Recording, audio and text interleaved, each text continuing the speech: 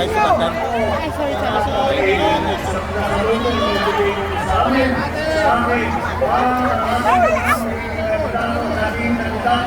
Para sa senador, para sa maraming halaman sa Lunes. Kaya po, inspiring po magpansin po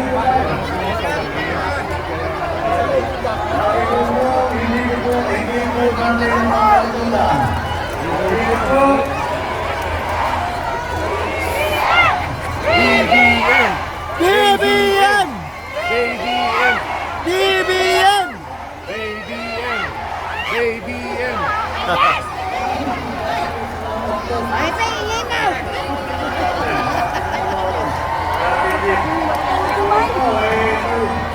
dahil manonood sa napakalaking bahagi sa kasaysayan ng Pilipinas.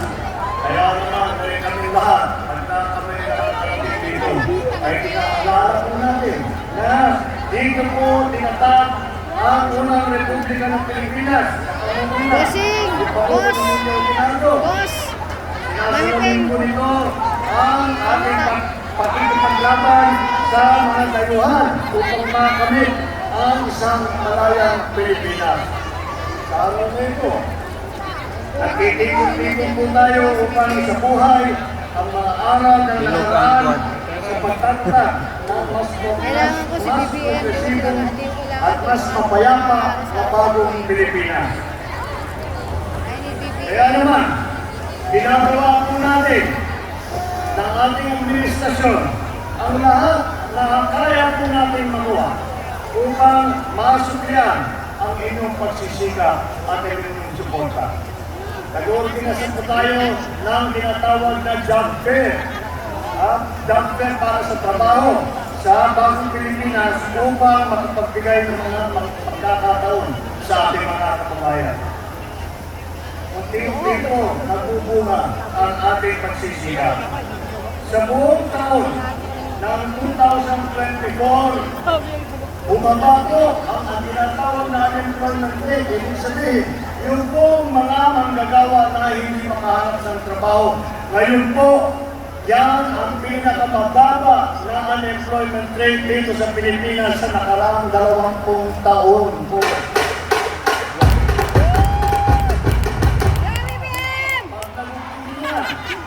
Ekonomiya ay ikat na naman ang Central Luzon. Ang Central Luzon po sa pagbulusok po ng ating ekonomiya para ito po. At pagtuloy po dito sa Bulacan ay 5.6% na ng ekonomiya ang lumaki. 5.6% lumaki ang ekonomiya para sa mga unang Bulacan. At pagtinitingnan po natin kung ano ang mga probinsya, kung ano ang mga reyon na nagiging makina po ng mga ekonomiya, hindi lamang sa probinsya ng Bulacan, hindi lamang sa reyon, ngunit sa buong Pilipinas.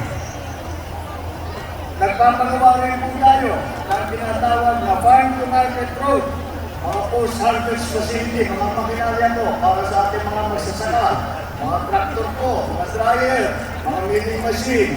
Lahat po yan ay ginagawa po natin para ay matiyak natin na ang ating magsasaka ay maganda ang kanilang hanap buhay. At bukod pa ron, ay tinitiyak po natin na lahat po ng Pilipino ay meron kakainin.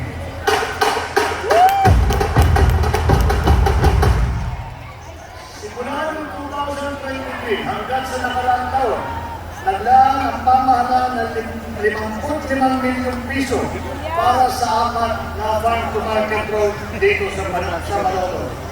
Pinapagpapalito natin ang ating proyekto sa high-value crop upang maging mas masagana ang ari ng high-value crop mula 2022 po hanggang 2024. Nakapaglunsad na po tayo ng 37 gulayan sa paaralan dito po sa lungsod ng Malolos.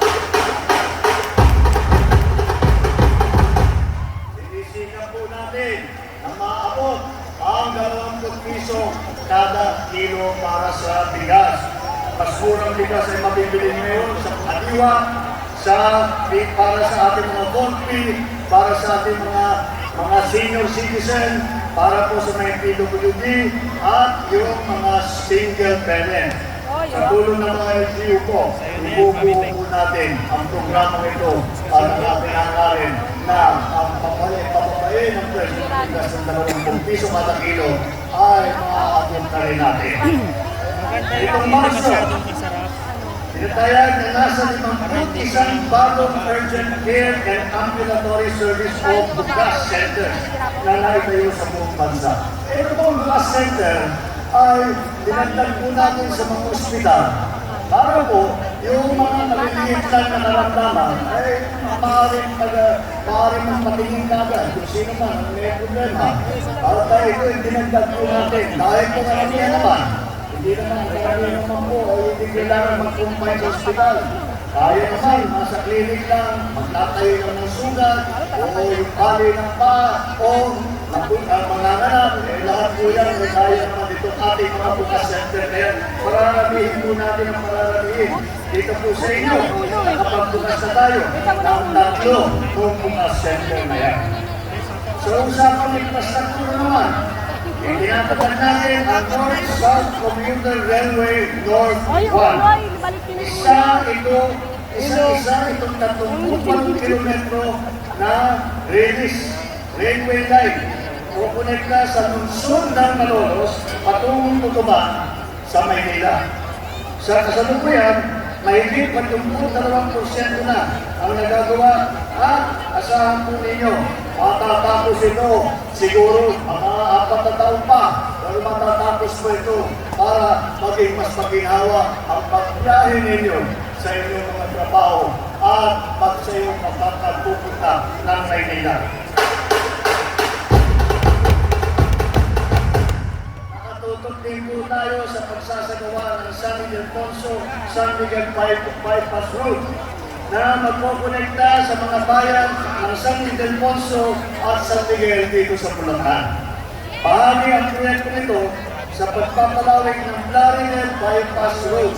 Sa ngayon, tinatayag na nasa 77% na ang nagawa. At ito po naman ay matatapos na natin Disyembre sa taong ito.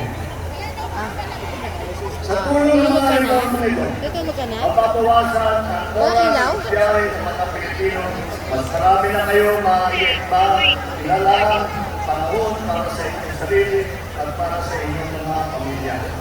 Kaya naman po, ay napangkagaya ng mga labas ka? ito po, ay marami po ito nagsimula pa lang.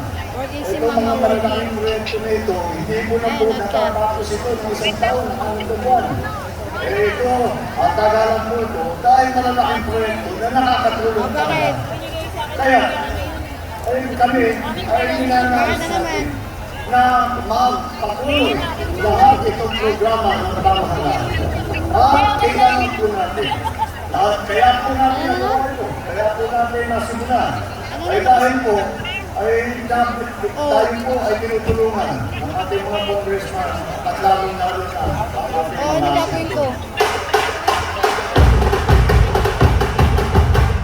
Kaya naman po, tayo po ay nanaisip natin ay magpatuloy ang magagandang programa na natin simulan. Kailangan po natin na makahalal ng mga senador na nakakaunawa sa pangangailangan ng taong bayan. Na nakakaunawa Sabi sa labas kayo. Medyo sa labas, medyo yung signal. Ako po, kaya tayo nagpapasalamat sa inyo lahat na kayo'y nakarating ngayong gabi. Dahil po, nandito po si Senator Benhur Abalos